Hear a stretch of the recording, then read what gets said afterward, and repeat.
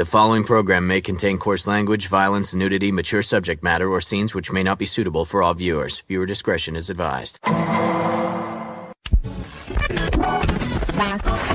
All Hit Radio.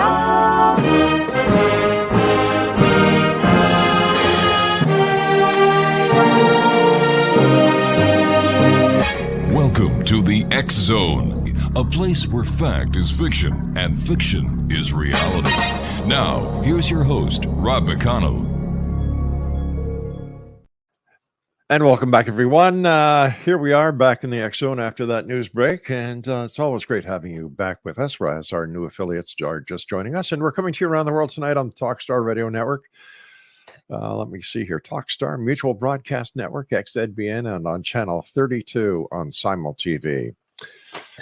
My guest this hour, X Zone Nation, is Jason Eastwood. And Jason has toured with the Beach Boys, Journey, Boston. And he's into music. And, of course, we're going to be talking about music, how it affects one. And we're also going to be talking about healing through music, listening into the best self. It's available on Jason's website, which is guitarfulness.com. And joining me now is Jason Eastwood. Jason, welcome to the X Zone. Hey, Rob, thanks for having me. It's great to be here on the X Zone. I just want to clear something up. I didn't tour with the Beach Boys, Journey in Boston. My band played some festivals where we played on the same stages as them. So I didn't play in the bands. I just I shared some festivals or played some festivals with them. Okay, so let me see. Where did Craig? Where did you get that information? I'd like to clear it up.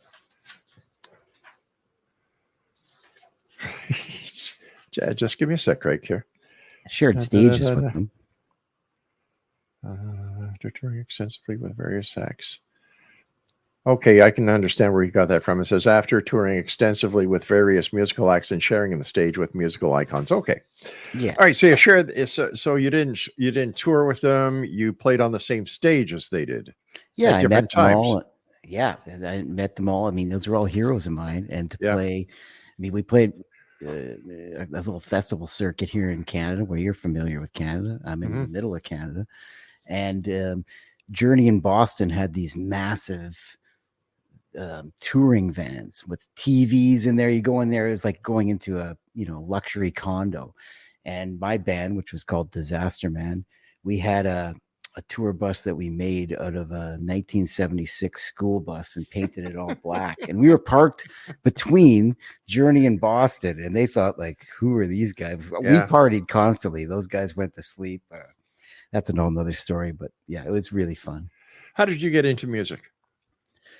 Well, I started just kind of, I remember seeing my aunt play piano, and she would play songs like Blue Moon and things as a kid. And I just really vivid memories of this piano. So then I thought I could figure songs out on it. And I started just kind of fumbling around and figuring out some songs, like just making up songs. And I thought that was just normal at the time. And my grandmother thought that there's really something going on here. She was telling my mom, maybe get him into music. And shortly after that, actually, I was about 6, 7 then. And then when I was 8, I just turned 8. And Burton Cummings, who's from my hometown, he's a Canadian icon. Written songs like Stand Tall and Break It to Them Gently, and was the lead singer of the Guess Who, famous for American Woman, of course. He was doing a CBC special in Winnipeg. That was CBC's national network, of course, and it was called Portage in Maine, and they wanted to recreate his birthday as a kid. So my aunt worked for the CBC, and she said, my nephew, he looks just like Burton Cummings would as a kid. I don't know how she thought that or figured that out, but good marketing.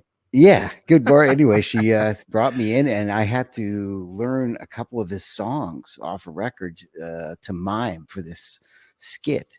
And I ended up getting that gig, and it was funny because I remember him teaching me how to fake piano. He was actually in the scene. He was around for the shooting, and I did the scene with his mother, of course. And he was cueing me on how to hit the marks when lip syncing the song, and it was pretty hilarious. But I always think of that as my first music lesson because I really learned music after that by listening. I took music lessons, but really, especially on the guitar, I'd listen to a Black Sabbath song and I'd be able to figure out the cool riff to it or something. And that was because I got that early lesson where I had to learn this song and mime it exactly on when I was a kid, and just listening to something over and over, and it kind of got ingrained in me. So that's kind of how I started playing. And of course I wanted to play the drums, but my mother and father said, we don't have drums in this house. We'll get you a guitar. And it turned out to be pretty good. I understand you started playing with guitar at 11 years old. Yeah. I started playing at 11, and just your typical thing, took lessons at the corner store, and I learned a C chord and a G7 chord. And I remember the guy could play, he got the whole world in his hands, and he would strum that, and I kind of got that going. And then they was teaching me like When the Saints Go Marching In to read notes. And I thought this was really boring, right? So kind of quit guitar. Then I went to see Van Halen the next summer. And that was my first concert. And I thought, okay, that's the kind of guitar I want to learn. And I just got back into it and just would sit in my room for hours. Cassettes were the thing back then. And records were just getting big. This is like the 80s. And I'd rewind the cassette over and over and wear it out, just trying to figure out the guitar parts, because there was no YouTube back then. You weren't listening. Like now you can type into YouTube, how do I play this song? And Exactly. Back then it was like you learned off your neighborhood buddies or a couple lessons or just by listening. So plus back then, if you knew how to play C, F, and G, you're all set. Yeah, absolutely. Do you play guitar? Do you play any instruments, Rob? Yeah, I used to. Yeah, many years ago, my friend. Many years ago. There's a Rob McConnell. It's also a big trombonist. Yeah, but unfortunately, he passed away a couple of years ago. So Boss Brass. I've seen that band. Yeah. Over the years, I've had the pleasure of producing shows for B.J. Thomas, Peter Noon, Brighton Rock. Wow. Oh God, and the list goes on. Leonard Cohen. Oh man, one of my faves. Yeah. And I also had the opportunity of meeting Gordon Lightfoot a few times when he came down to Toronto and when he was in Montreal. Yeah, so great times. I feel like that was the soundtrack of my youth, just on AM radio and stuff, like hearing, and that's when I heard that guitar. Yeah, just that folk guitar. That's like he played at the beginning of If You Could Read My Mind or Sundown. Yeah. And just, I never got to see Gordon Lightfoot live, and I just watched that documentary. Fantastic show, yeah. It's and man, about his life, and what an incredible songwriter, one of the best. In fact, when I was at CJBK in London, I worked with Skip Brokaw from Lighthouse. Oh wow, he was the drummer for Lighthouse. Yeah, that's so awesome. Where does your quest for spirituality come from? Yeah, that's a great question. Where did the quest come from? Well, that started for me a long time ago. I think actually that started, like, I've always felt a connection with spirituality. And it was, maybe that started when I saw Star Wars as my first movie too. I was about 5 or 6. And I think I was infatuated with the Force right after Star Wars. I mean, I just remember coming home from that movie and thinking that was the most real thing I'd ever seen. By this point, I'd gotten kicked out of church, I think. Oh, congratulations. So did I. I heard a story, I'm just, maybe on one of your shows, where you talked about you got kicked out of the church. And I thought that happened to me too. Because it was catechism. It was a Catholic school. Right. And I was asking too many questions. And it was exactly. I was just very rambunctious at that age, So that was it for me. And I look back as a crowning moment, because I don't know, I wasn't really into the scene, if you know what I mean. But the Star Wars thing, it was. I came home and I was trying to move things with my mind, but it's like I just felt that there is an energy force out there that's so much beyond. I had an awareness, I think. And my mom says when I was first born, I just had this incredible awareness. So I just think that's where that quest comes from. But then going through a life of, like a lot of just trials and tribulations. And like the quest really took a new level for me when I kind of realized that the music industry had become insane for me. And, I was actually teaching at a major university in Halifax, and I had a great gig playing guitar in town at this restaurant 3 nights a week. In the summer, I'd tour with my band, Right. but I was, I'd been used to this music industry of playing festivals, concerts, and then playing bars and theaters and pubs. And when you get in that lifestyle, it's surrounded by liquor and drugs and everything else, as you probably, everybody knows. The music industry is about a crazy place. So I really got out of control with the drinking. And that's when I thought, and my life was really kind of hit rock bottom there. And I was out of hand. So that's when I thought I have to get back to this spirituality. And I went and I started taking a meditation course at the university that's taught by this physics professor. And, that was he was kind of focused on like Sri Chinmoy, which was pretty cool. I didn't know about any of this stuff. And then shortly after that, a friend suggested I go try out yoga, and I got into yoga. And then I started playing guitar for yoga classes.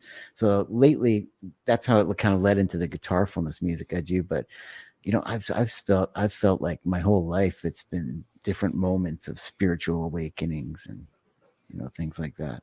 All right, stand by, my friend. You and I have to take our first break. X-Zone Nation, our guest this hour is Jason Eastwood. His website is guitarfulness.com, and his music is available for sale on his website. Check it out. Great music, and we'll both be back on the other side of this break. Whatever you do, don't go away. Welcome back, everyone. Joining us from Winnipeg, Manitoba, here in the great far white north, known as Canada to everybody down south of the 49th, is Jason Eastwood, and his website is guitarfulness.com. Jason, what's it like to play music, especially your guitar, in the spiritual zone? It's almost always, when it's good, you're in a spiritual zone, because there's nothing that puts you more in the present moment than playing an instrument and actually committing to it. Especially a lot of the times when I play, I write these guitarfulness pieces. I call it that music just because it's mindfulness, guitarfulness. I thought because it's pretty meditative, and what I do is I have little I compose little kind of melodic flows, and there's generally like a really slow pulsing groove to it, and then I leave a lot of space for spontaneity and improvisation, because that's when you have to live one note to the next. I find, for me, it gets me in that zone where I'm channeling something. I don't have time to think. And Charlie Parker, the great saxophonist, said, when you want to learn theory, you learn all that theory, but when you play, you forget it. And I learned that in high school when I was in jazz band. I never really forgot that, because that's the way I always felt would be is the real music. Like, if I play a show, I could never really read it off the charts and stuff. Yeah. I mostly like to memorize the music, because then you're in that moment and you're in that's present space where you're just creating in the moment and you're just right there. So you really feel like I'm connected and tapped in. And sometimes, I see my hands doing something and I'm not really thinking it at all. And I'm just kind of enjoying it as it comes out, the way as the listener is, right? I'm the listener and the performer.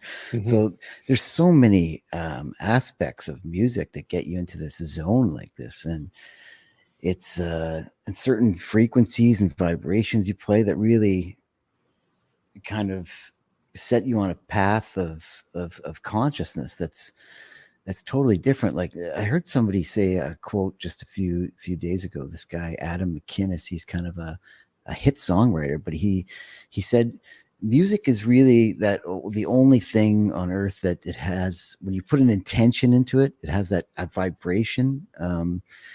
So it has that intentional vibration that it keeps all the time. So if I put an intention and a vibration into a song and I record that, I can send it to somebody in across the world in the middle of nowhere. They can listen to it and they can still feel that vibrational intent that comes from that music.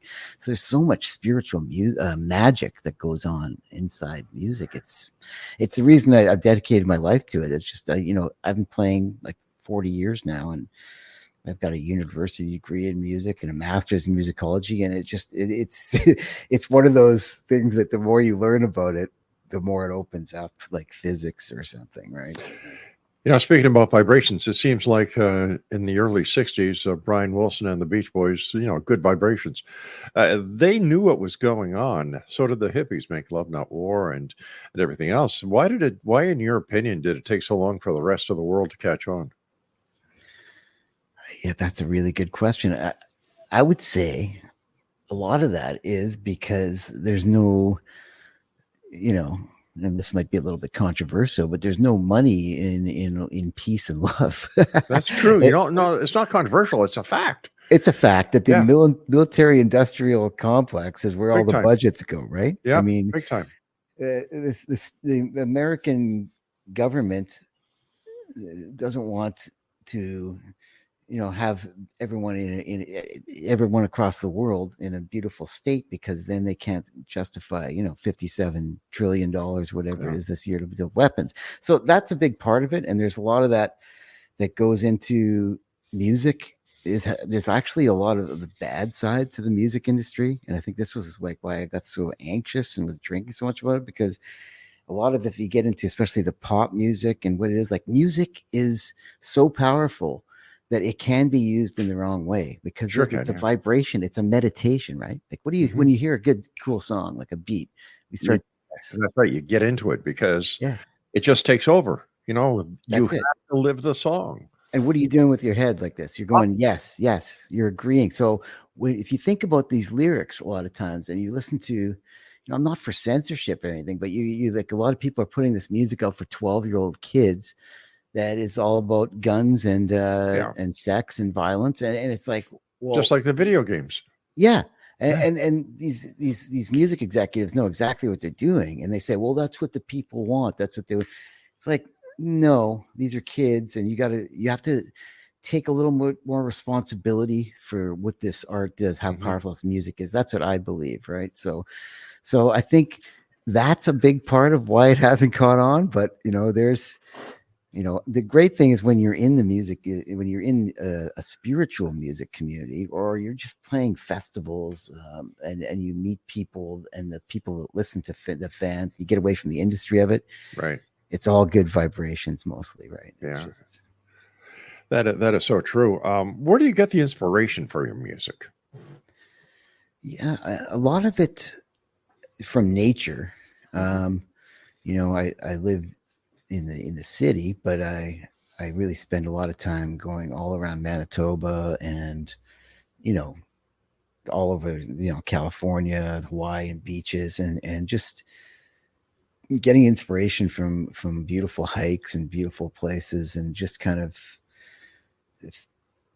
I try to put that into the Guitarfulness music, right? But so as far as like an external thing, I think that's like the inspiration. But I mean, a lot of it is just inspiration to express. It's just like when I empty myself, I feel like I'm channeling stuff through the guitar that I could never say or articulate. Really, it's just a matter of, I've been playing the guitar for so long that I can sit down and create an emotion with it. Yeah, and that's it's inspiration enough just to play. In my opinion, that is the talent of a true master. We've seen the same thing with Beethoven, Bach, and anyone who loves music and who becomes part of the music plays the exact way that you just described. You become the music that you play. Oh yeah, and not only that, but all those musicians you just mentioned and all the greats. Well, maybe Beethoven's an exception, but because he was pretty full of himself. But they all credit. Most musicians credit it being somewhere in the air. They're just a conduit for it, right? Like Keith Richards says, the songs are in the air. You just have to be like an antenna and pick it up. I remember when I first heard him say that, I'm like, that's true.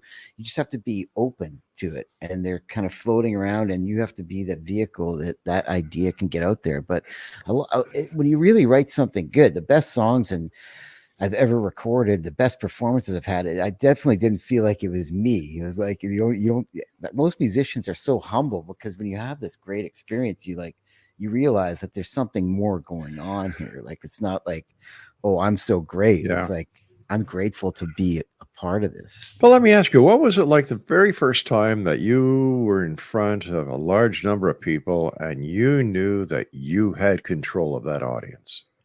That's a great question. That was the first time. Yeah. Let me think back here. Because, when it starts off, you play a lot of bad gigs first. Yeah, oh, yeah. So I'm trying to think when that turned, and I got it. So I remember playing when I was learning guitar. Like, I had to learn the Hawaii 5/0 theme, which you probably, and for this music competition, and I just my stomach turned to play this competition because. So I bombed that, and that was I was like, oh, I don't like playing in front of people, right? But then, because I was taking guitar very seriously at the time, but the first time that happened, I remember it was the one that pops in my head. Have you ever heard of a guy named Big Dave McLean? He's a Canadian blues legend. No, He's from Winnipeg. He's actually. He's maybe not that much. He's not that known outside of Winnipeg, but he played with Muddy Waters. He wrote a song for Muddy Waters. A legend, yeah.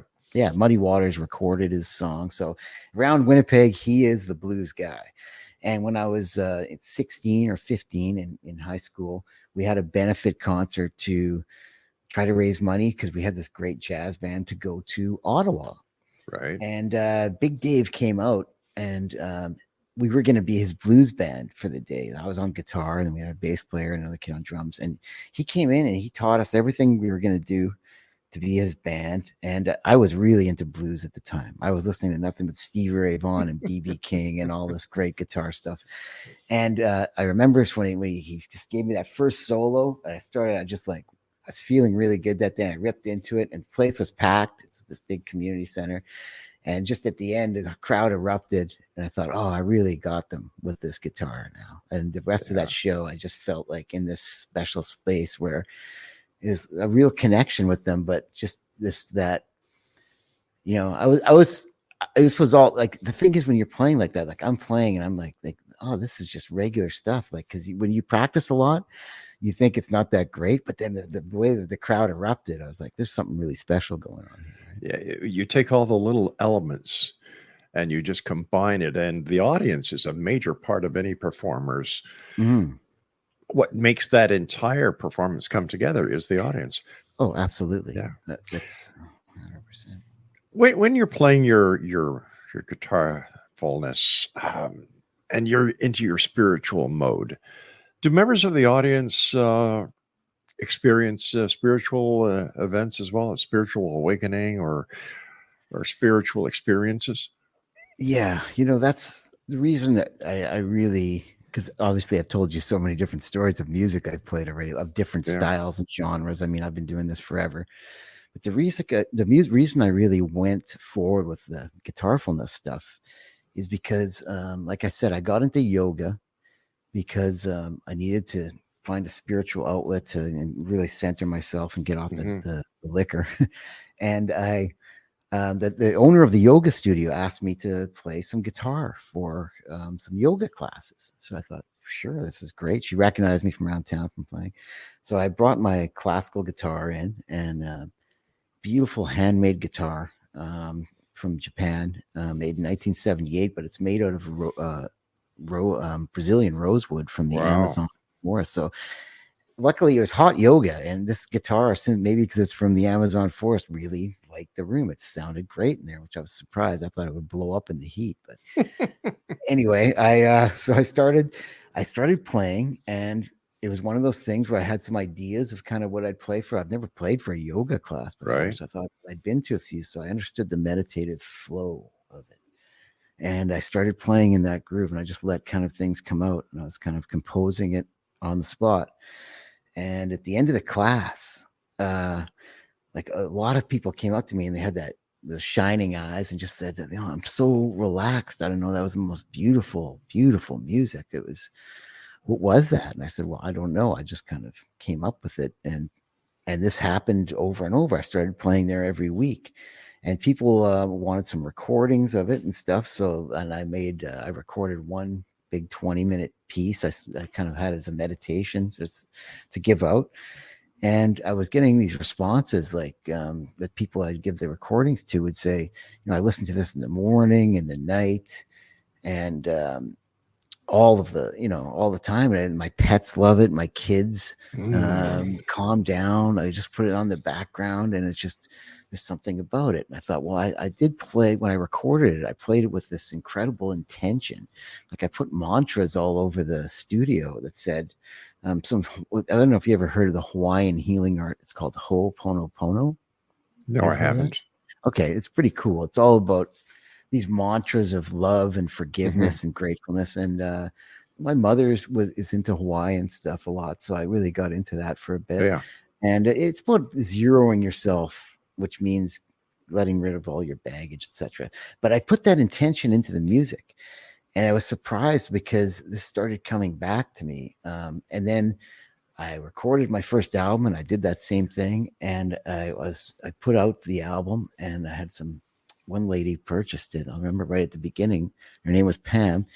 And a few days later, I was just sitting, checking my email. And I got this message from her that said, she was in this really down part in her life. Her parents' health was failing, and there was one of them has Alzheimer's, and one of them was it was a really heartbreaking story. And she was going on this email, but her music, it started with, "Oh my God, Jason, I would be lost without your music," was her that start the email. And then she talked about how she was at her wit's end, and just sitting around, and she didn't know what to do with herself, and it was a horrible night, and everything was going wrong, and she didn't know. She was overwhelmed, and her phone lit up, and she said this album that I just bought off her just started playing automatically, and she started listening to it, and she hadn't really listened to it much yet. And the more she listened to it, she started having these tears coming down her face. And she had this whole story about this. And this is a week after I started the Guitarfulness site. I just started a Facebook site and started selling this meditation through that.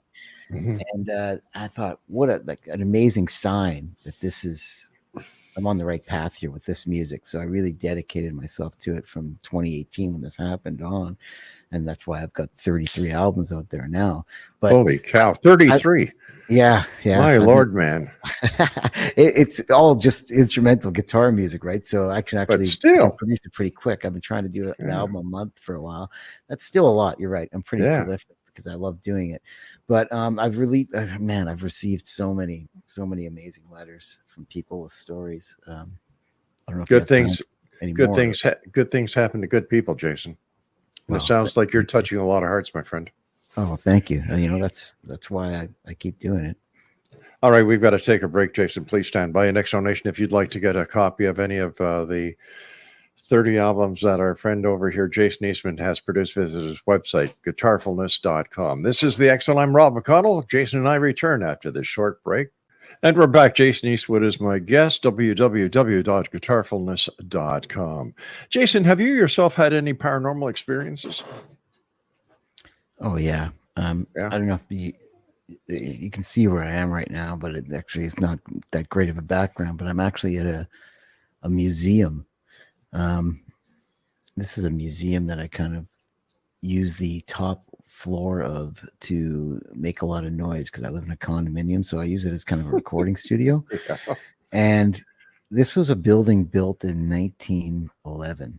Wow. And right behind me here, actually, I had a group set up, a band practice once, and there's more history to this building because it was the municipal hall for the area of St. James, where I am in the middle of the west end of Winnipeg. Sorry. Mm-hmm. So there's a jail in the basement. There's a big safe. I mean, this was the city hall in 1911. The hub. And some things must have gone down here because the staff always talks about ghosts and things walking around. But anyway, this one night, so we had our rehearsal. We were recording some music, and we finished up, and we were just discussing what had just happened, what we just played that night in the middle of the room, standing there, and I was directly looking at these chairs, and one of them just flipped over. It was just standing. There was a chair, it was right up to it, and it just flipped over. And I thought, okay, did I just see that? Like, luckily, my drummer, my buddy Collins, also saw it, and he looked at me, and we said, okay, let's get out of here. Like, there's something going on. So that's funny because this place right here was now I feel like there's energies in here too, but I feel like they're all working with me. So I get some great recordings in here. It's got a really good vibe, actually. I did a whole guitar album called History. I'm chilling through history with the guitar. And I did songs from the last 400 years on classical guitar, some of the biggest hits. And I actually set up mics all over the museum and got a really cool sound. But besides that, I've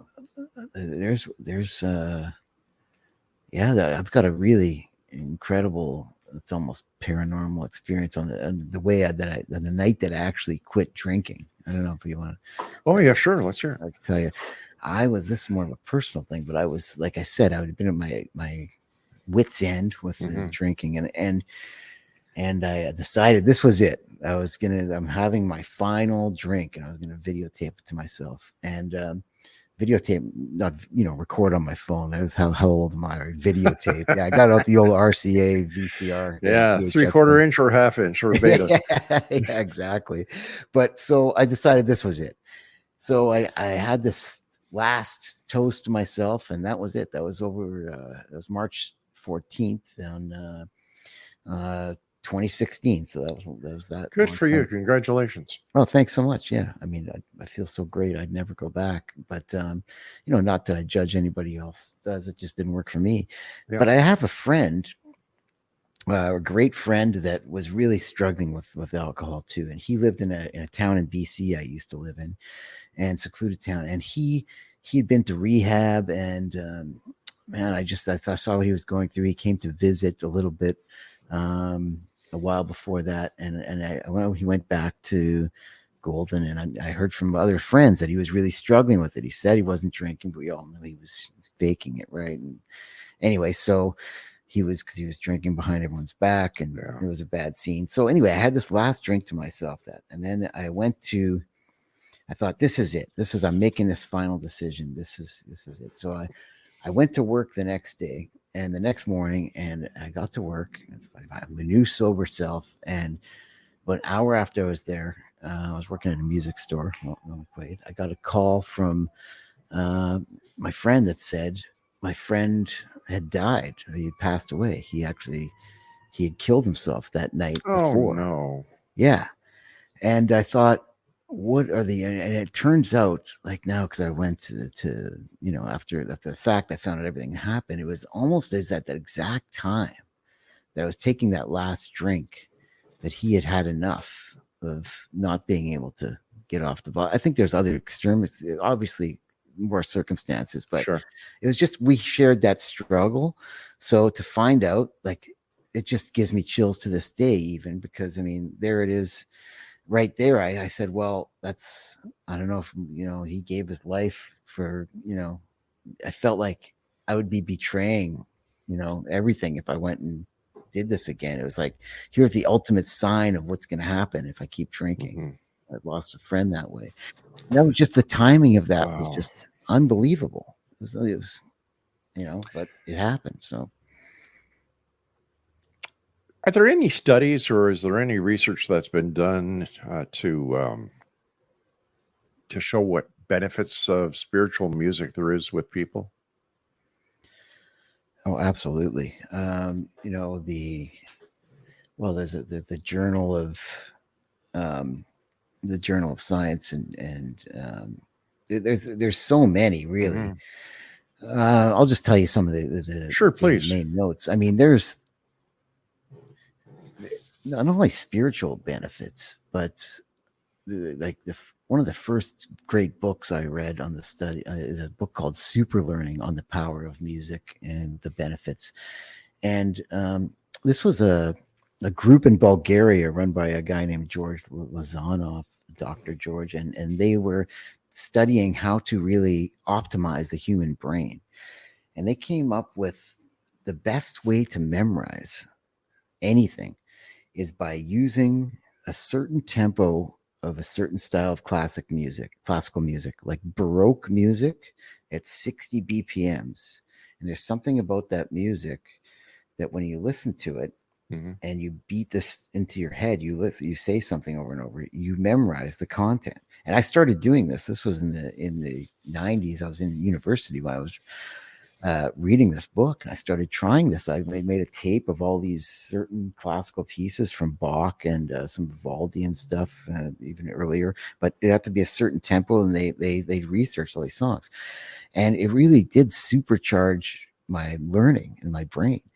And so that was benefit number one. I thought it entrains your nervous system to get into a flow state, is what it really does, and you can learn anything.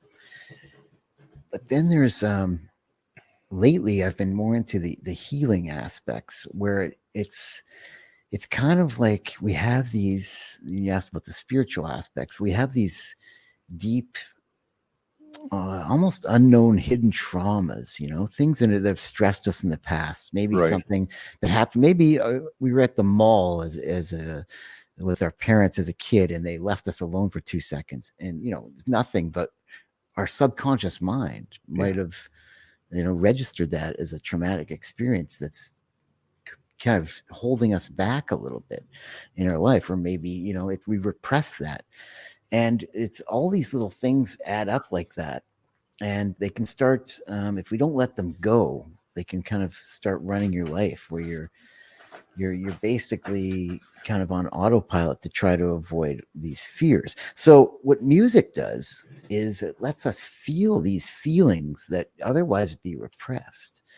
And when we feel these feelings, they feel seen. They feel, oh, it's almost like a little kid or something. These feelings, it's like, oh, I feel this feeling. I'm letting it wash over my body, and then it's like it's okay, and then you kind of are just at peace with it, and then you can let it go.